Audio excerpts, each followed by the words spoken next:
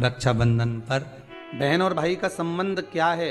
रक्षा सूत्र को लोगों ने बिगाड़ दिया। आज के जमाने में तो रक्षाबंधन का भी महत्व लोग नहीं जानते कि कैसे रक्षा सूत्र बनना चाहिए, कैसे रक्षाबंधन होना चाहिए। उसका भी विशेष महत्व होता है भाई, उसकी भी मूलता होती है।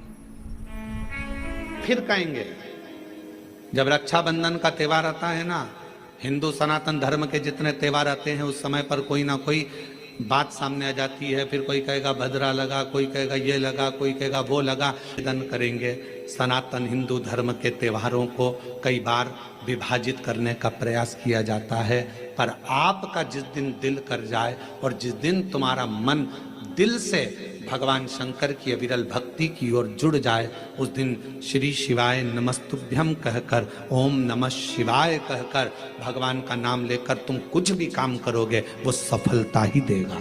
कभी गलत कर्म नहीं, आपको विघ्न की ओर नहीं पटकेगा, वो आपको तकलीफ की ओर नहीं पटकेगा। राखी पर रक्षा सूत्र बांध रहे हो, राखी पर राखी बंधवा रहे हो, श्री शिवाय नमस्तुभ्यम बोलकर बांधो तो बहन का भी कल्याण और भाई का भी कल्याण हो, बहन का भी कल्याण और भाई का भी कल्याण। इतनी सुंदर बात है, नारियल जो बहन भाई को देती है श्रीफल, हाथ भरा हुआ रखती है, भाई को बहन जब श्रीफल देती है तो भाई वही श्रीफल अपनी बहन को कुछ दक्षिणा अर्थात कुछ रुपया रखकर, कुछ भेंट रखकर, कुछ स्वरूप रखकर, जब बहन इतनी दूर से आई वही श्रीफल भाई फिर बहन को दे देता है, ये ले तू ले जा, तू रख ले। पर बहन उस श्रीफल को लेकर नहीं जाती है। बहन क्या कहती है, नहीं नहीं तुझे रखना पड़ेगा, तू रख। तो दो चीज में से जब श्रीफल भाई भेंट रख कर देता है अपनी बहन को, तो बहन श्रीफल वहीं भाई के घर छोड़ देती है, भेंट का कुछ भाग लेकर चल देती है। ये बहन का प्रभाव। और एक बात कहूंगा आज रक्षाबंधन पर, आपको अच्छी लगे तो आप स्वीकार करना, ना लगे तो आप छोड़ देना। वैसे भी सीहोर वाला महाराज ताड़ी तड़ी बोले ही बोले है, उसमें क्या दिक्कत? तो बोलने में तो कोई पीछे हटूंगा नहीं। एक निवेदन आप सबसे करूंगा, आपको अच्छा लगे अपने जीवन में उतारिएगा, ना लगे कोई बात नहीं, छोड़ दीजिएगा, पर उतारना जरूर।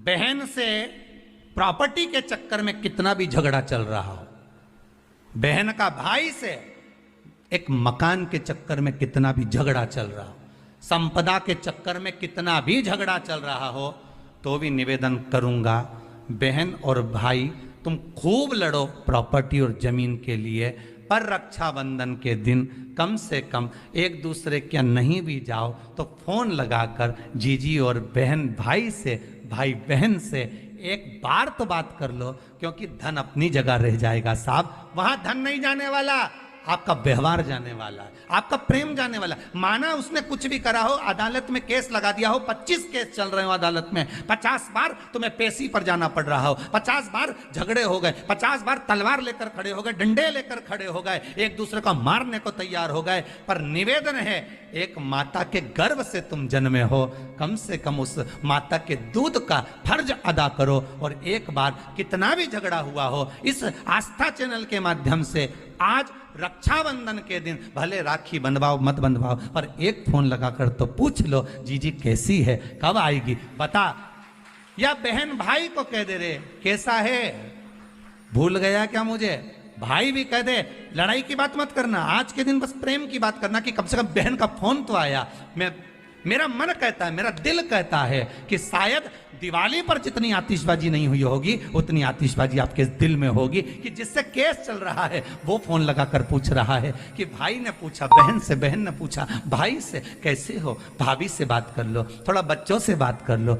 माना अदालत में देखा जाएगा, लड़ाई झगड़े सब होंगे, सब कुछ होगा, कौरव और पांडवों की कथा तो देखो रे कितनी सुंदर है,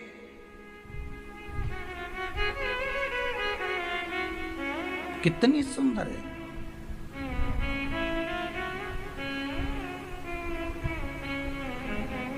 पांडवों की बहन सुभद्रा राखी बांधने कौरवों को जाती है, कौरवों की बहन राखी बांधने के लिए पांडवों को जाती। जरा विचार करिए,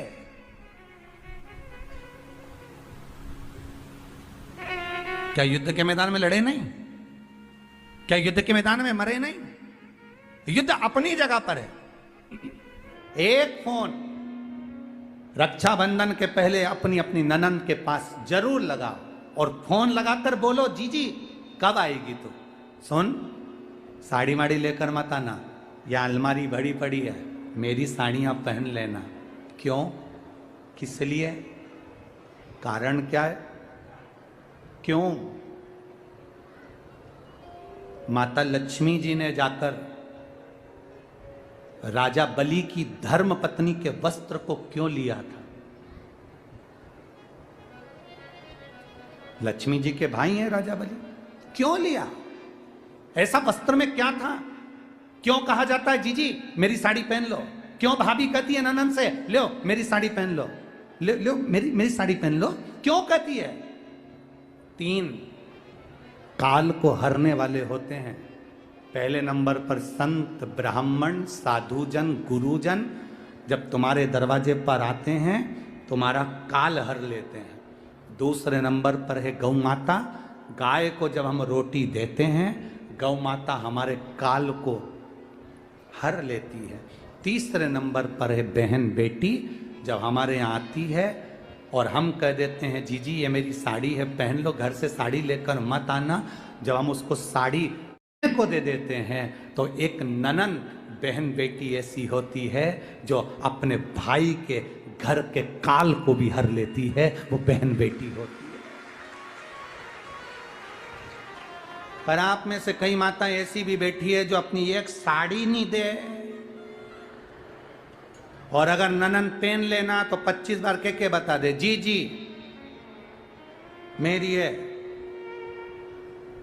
जी जी अच्छे से बैठो साड़ी फट जाएगी, मेरी है। वो कहे सुतो का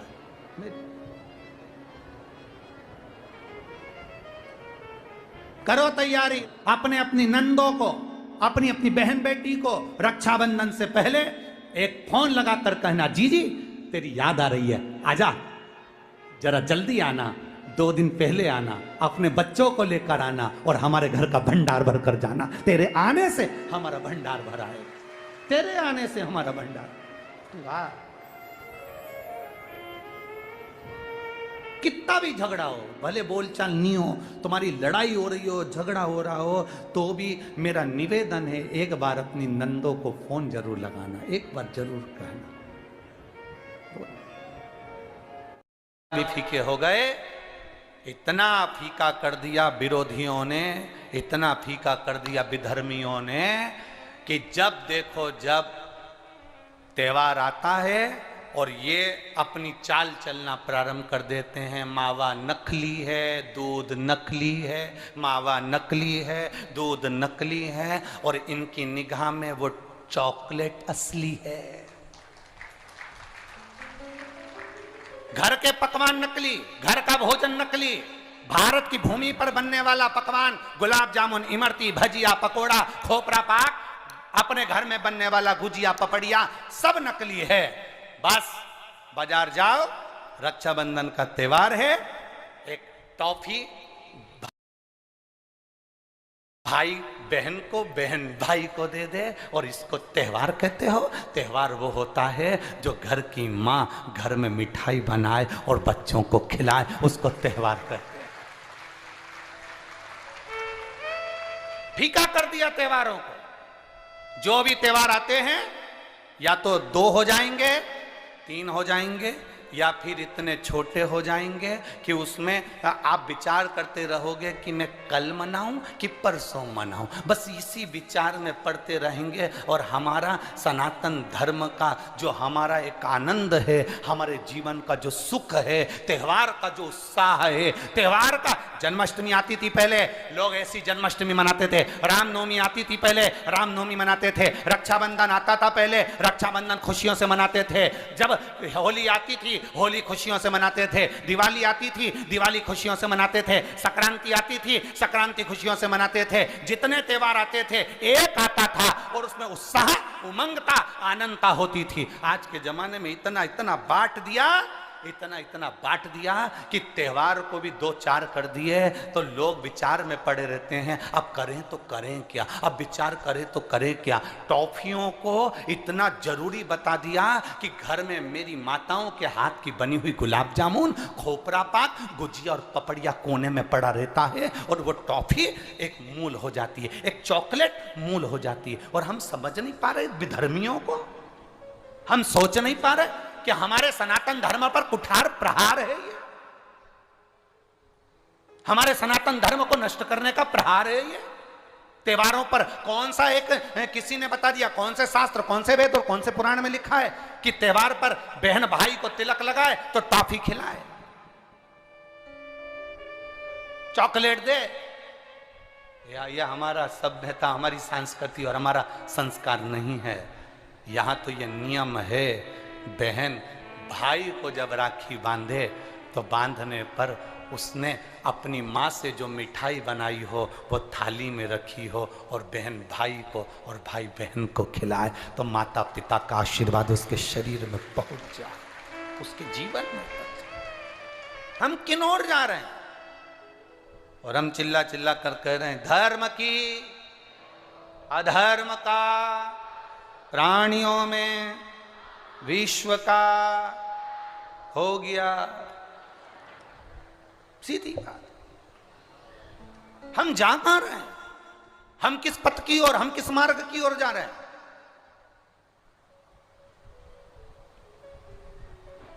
भ्रम में पड़ गया, विचारों में पड़ गया, हम भ्रमित हो रहे हैं, भ्रमित। एक ने कह दिया, सियोर वाला महाराज कहता है शंकर जी पे चढ़ा हुआ जल पीना चाहिए, सियोर वाले महाराज कहते हैं बेलपत्री चढ़ी हुई खाना चाहिए। फिर कहीं का आ गया जिसको सियोर वाले महाराज का विरोध करना था, उसने कह दिया ना जल पियो ना बेलपत्री खाओ, नहीं तो तुम्हारा जीवन ऐसा हो जाएगा। ये विरोध शास्त्र का नहीं है, ये सियोर वाले महाराज का है कि इन्होंने अगर बोला है तो उसका विरोध करना, इन्होंने बोला दुर्वा चढ़ाओ उसका विरोध करना, इन्होंने बोला चावल चढ़ाओ इसका विरोध करना। और दुनिया के लोग उनके झाले में पड़ जाते हैं। हमारा नियम निवेदन है, ना तुम सीहोर वालों की मानो ना तुम किसी की मानो। गीता प्रेस गोरखपुर की शिव पुराण बाजार से लेकर आओ, उसको दिल से धीरे धीरे पढ़ो, उसमें सब मिल जाएगा तुमको जो सीहोर वाला अपनी व्यासपीठ से बोलता है। ब्राह्मण, साधु, संत और बहन बेटी, ये 3 काल का हरण करती है, इसलिए इन तीनों की महत्वता। जब ये राखी जो बनती है ना, ये रक्षा सूत्र जो तुमने बांधा है, ये मोली जो बांधते हैं, कलेवा जो बांधते हैं, ये रक्षा सूत्र बहुत दिन तक जब बंधा रहता है, बंधा रहता है, बंधा रहता है, पूरा समय 8 महीने, 9 महीने, 6 महीने, 4 महीने, 3 महीने, जितना भी आप लोग बांध कर रखते हैं, जितना भी 8 दिन, 15 दिन, 20 दिन, जब तक आप बांध कर रखते हैं, उसके बाद में इसको खोलने के बाद कहाँ डाला जाता है?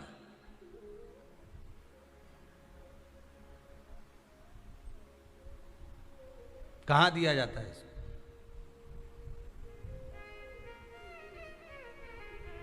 वो रक्षा सूत्र को कहां डाला जाता है? तो कहते हैं जिस स्थान पर गाय को बांधा जाता है, जिस स्थान पर गाय को बांधा जाता है, उस स्थान पर इस रक्षा सूत्र को ले जाकर एक और किसी भी खूंटे से गाय के, या गाय का जो ग्वाड़ा होता है, गाय जहाँ बंधती है उस स्थान पर कोई कील लगी हो, कोई खूंटा लगा हो, उससे इस रक्षा सूत्र को खोलकर बाद में बांध दिया जाता, वहां रख दिया जाता। क्यों, किस लिए रखते हैं, क्यों जोड़ा गया इसको? हिंदू धर्म में रक्षा सूत्र को गाय से क्यों जोड़ा गया? उसका कारण केवल इतना है कि गौ माता, जब तक आपने रक्षा सूत्र बांधा, इसके बाद रक्षा सूत्र आपने अगर गौ माता के उस ग्वाड़े में कहीं ले जाकर बांध दिया है, दे दिया है, रख दिया है, 33 कोटि देवता गौ माता के भीतर विराजमान होते हैं, 33 कोटि देवता गौ माता के भीतर रहते हैं। और केवल ये जो ये गाय जहां बंधती है, गौशाला जो होती है ना, गाय जहां बनती है, जहां पर गौ माता निवास करती है, हम तो कहते हैं लोग वृंदावन किससे मिलने जाते हैं? जम के बोलिए जरा। भगवान कृष्ण से, ठीक है। और भगवान कृष्ण किसको चराने जाते हैं? गौ माता। मतलब तुम कृष्ण जी के पीछे और कृष्ण जी गौ माता के पीछे। क्यों? तो उसका सीधा सीधा प्रसंग है कि गाय के ग्वाड़े में, गाय के उस आंगन में, गौशाला आदि में जहां गाय बनती है, उस जगह पर अगर आपने रक्षा सूत्र बाद में बंधने के बाद 8-15 दिन, महीने बाद, 2 महीने, 4 महीने, 6 महीने, 8 महीने के बाद में आपने वहां बांध दिया, रख दिया, तो जिसके हाथ में बंधा होता है उसकी रक्षा स्वयं गौ माता में विराजमान 33 कोटि देवता करते हैं। उसकी रक्षा का सूत्र फिर वो संभालते, फिर वो आपके नहीं, फिर वो संभाले। कोई बड़ा काल आ रहा है, कोई बड़ा एक्सीडेंट होने वाला है, कोई ग्रह बेकार हो गया, उसको फिर संभालेगा कौन? वही गौ माता। गाय, बेटी और संत, ब्राह्मण, साधु, सन्यासी, तपस्वी, साधक, उपासक ये संभाल ले।